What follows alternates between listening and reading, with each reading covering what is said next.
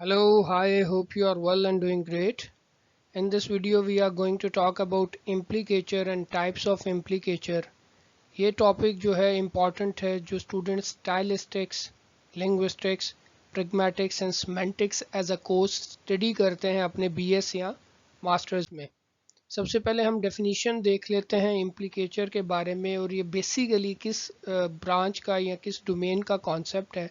Implicature जो है वो एक्चुअली जो कॉन्सेप्ट है वो है प्रैग्मेटिक्स का, लेकिन हम इसको स्टाइलिस्टिक्स में, सिमेंटिक्स और लिंग्विस्टिक्स में ओवरऑल स्टडी है, डिस्कोर्स एनालिसिस में भी स्टडी कर लेते हैं। which is a pragmatics क्या है, which is a branch of linguistics that deals with how people use language in context। जब हम context के लिहाज से ज़ुबान को स्टडी करते हैं that is called him pragmatics। लेकिन फिर इसमें implicature क्या है? It refers to the meaning that is implied or conveyed indirectly through language। एक चीज़, it is often used to convey additional meanings beyond the literal meanings of the word। जब हम कोई ऐसे अल्फाज इस्तेमाल करते हैं जो हमारे जो लिटरल मीनिंग, जो डेनोटेटिव मीनिंग उनमें ना हो, तब आपके पास क्या होगा जी, इम्प्लीकेचर होगा। और ये होता कब है? इसके लिए आपको किस चीज़ की ज़रूरत होती है? It relies on shared assumptions and inferences. इसमें इन्फर करना पड़ता है और शेयर्ड assumption होती है, और वो between the speaker and listener, जो इस चीज़ पे बेस करती है, कॉन्टेक्स्ट पे, बैकग्राउंड नॉलेज और कल्चरल नॉर्म्स के लिहाज से। It can aid in communicating more efficiently than by explicitly saying everything we want to communicate. Here are some ways जिसके लिए ये जो है इम्प्लीकेचर इंपॉर्टेंट है। इसका एक हो गया फ़ायदा, कन्वेज एडिशनल इन्फॉर्मेशन, और ये हम अपनी डेली लाइफ में कॉमनली यूज़ कर रहे होते हैं। इसके अलावा ये हमें प्रोवाइड्स कॉन्टेक्स्ट, हमें कॉन्टेक्स्ट के मुताबिक बात करनी पड़ती है। It also saves our time, हमें वो हर चीज़ एक्सप्लेन नहीं करनी पड़ती। And lastly it facilitates social interaction.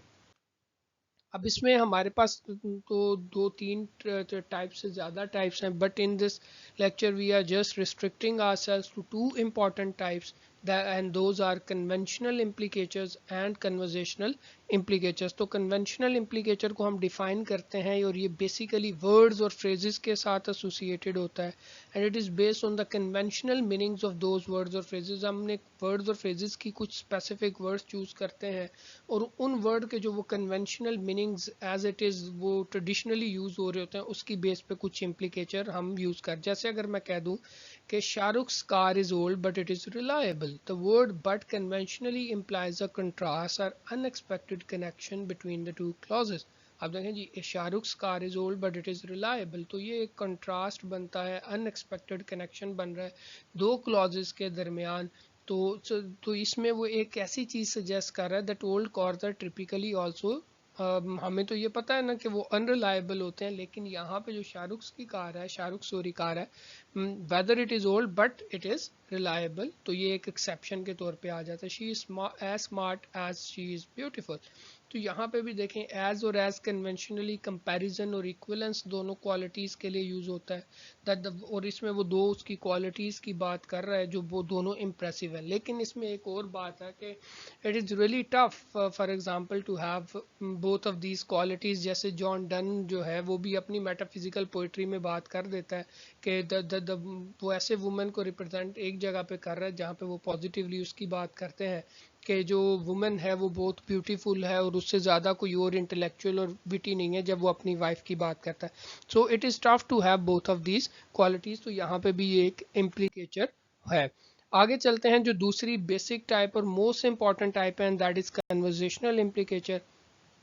In pragmatics, conversational implicature is an indirect or implicit speech act. What is meant by a speaker's utterance that is not part of what is explicitly said। तो वो जो है, जो speaker की utterance का part explicitly जो होता है वो नहीं होता है, हिडन कुछ ना कुछ इसमें मीनिंग्स होते हैं। What a speaker intends to communicate is characteristically far richer than what he or she directly expresses। Linguistic meaning radically undetermines the message conveyed and understood। तो वो जो है फिर आपके पास तो जब भी मैं ऐसी कोई बात कहूँ, फॉर एग्जांपल अगर if I just come inside the room and say that turn off the TV, तो इसका मतलब ये कि that I am not liking what is on the TV या I am not feeling good. तो ये context के हिसाब से, ये मैंने उस स्पीच में नहीं कहा, लेकिन हमारे पास जब एक्स्ट्रा मीनिंग्स कन्वेड हो जाते हैं और जब हम कोई कोऑपरेटिव प्रिंसिपल को भी वायलेट करते हैं, then we have conversational implication. जैसे अगर यहाँ पे हम एक सिंपल सी एग्जांपल दे देते हैं, can I borrow a pencil, तो अब इसके the implicature is that the speaker needs a pencil and is asking for one. This is not explicitly. अब ये इसमें तो इस तरह की कोई बात नहीं की गई कि भाई मुझे पेंसिल की जरूरत, लेकिन हमने जिस तरह एक सेंटेंस यूज किया उससे हमारे पास एक क्लियर हो जाता है। Turn on the fan, might be I am feeling the temperature in the room is so much, तो मैंने कहा जी आप फैन को ऑन कर दें, तो उसकी वजह से क्या हो जाएगा कि might be I am going to feel good. तो ये आपके जब एक्स्ट्रा मीनिंग्स कन्वेड हो जाते हैं जो आपके सेंटेंस या क्लॉज में ना हो, this is called conversational implicature. Conversational implicature के लिहाज से आपको कोऑपरेटिव प्रिंसिपल का समझना थोड़ा सा ज़रूरी है। Grice's theory of implicature is a framework developed by H.P. Grice to explain how speakers convey meaning beyond the literal meaning of their words. तो अब इसके लिए जो है उसने एक कोऑपरेटिव प्रिंसिपल का लफ्ज़ इस्तेमाल किया कि अगर इफ़ यू वांट दैट कि आपकी स्पीच अगले को ओवरऑल समझ आ जाए and there is no ambiguity in your speech, then you need to follow these principles. Otherwise there can be problem sometimes जब आपके पास shared context या shared background knowledge नहीं होगा, then there is going to be a problem. The cooperative principle can be stated: make your conversational contribution such as is required at the stage at which it occurs, जितनी ज़रूरत हो जिस stage पे जिस तरह इस्तेमाल होनी चाहिए, by the accepted purpose or direction of the talk exchange in which you are engaged. In other words, speaker should contribute to the in a way that is relevant, उतनी बात करे जो relevant हो और appropriate हो और जो अगली कन्वर्जेशन के लिए या जो है आपकी कन्वर्जेशन में हेल्पफुल साबित हो। तो इसके लिए उसने फिर 4 मैगजीम्स की बात की। उन्होंने कहा जी जब आप ये 4 मैगजीम्स को फॉलो करते हैं, this means you are cooperative in your conversation, और आप जानबूझ के कोई इम्प्लीकेचर अगर एक को भी वायलेट करेंगे तो आप इम्प्लीकेचर की तरफ चले जाएंगे। Maxim of quantity, make your contribution as informative as required, उतनी इंफॉर्मेशन दें जितनी ज़रूरत है। Quality, you do not need to give false information, ऐसी इंफॉर्मेशन ना दें जिसमें एविडेंस ना हो या जो कोई बात फॉल्स हो। मेक योर कंट्रीब्यूशन रेलिवेंट, अपनी कंट्रीब्यूशन को रेलिवेंट रखें। उसके अलावा be brief, be clear and orderly, मतलब आपको एम्बिगुअस नहीं होना चाहिए आपकी स्पीच में, ऑब्सक्योरिटी नहीं होनी चाहिए, कॉम्प्लेक्सिटी नहीं होनी चाहिए, आपको सिंपल बात करनी चाहिए that the other person should understand it.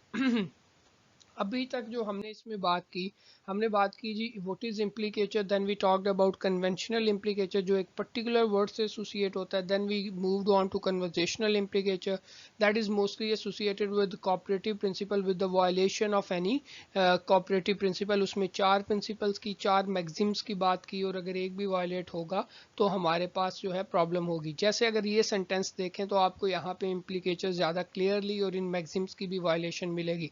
Does your dog bite? There is a boy and consider he is present in the park and he said, does your dog bite? Girl, no. The boy reaches down to pet the dog. The dog bites the man's hand. Ouch. Hey, you said your dog doesn't bite. He doesn't, but that is not my dog. तो अब यहाँ से देखें आपको अंदाजा हो गया कि that the girl is not, first thing, is not interested to have conversation with the boy. One thing. Secondly, the girl did not provide complete information. उन्होंने complete information provide नहीं की बॉय को, that is why this thing happened. अगली एक और example देख लेते हैं तब आपके पास, और यहाँ पे उन्होंने एम्बिगुअस भी रखा, रेलिवेंट नहीं रहा टॉपिक के साथ, इंफॉर्मेशन कम प्रोवाइड की। अब आगे चलते हैं जी, एक और example, it is so hot outside, you should increase the speed of fan, increase the speed. ओहो, यहाँ पे तो होना चाहिए थैंक यू या कोई पॉजिटिव एक्सप्रेशन का इस्तेमाल करना चाहिए, लेकिन यहाँ पे जो है उन्होंने एक नेगेटिव एक्सप्रेशन का इस्तेमाल किया। वाई? इसलिए क्योंकि यहाँ पे जो है हमने कंप्लीट इंफॉर्मेशन नहीं प्रोवाइड की।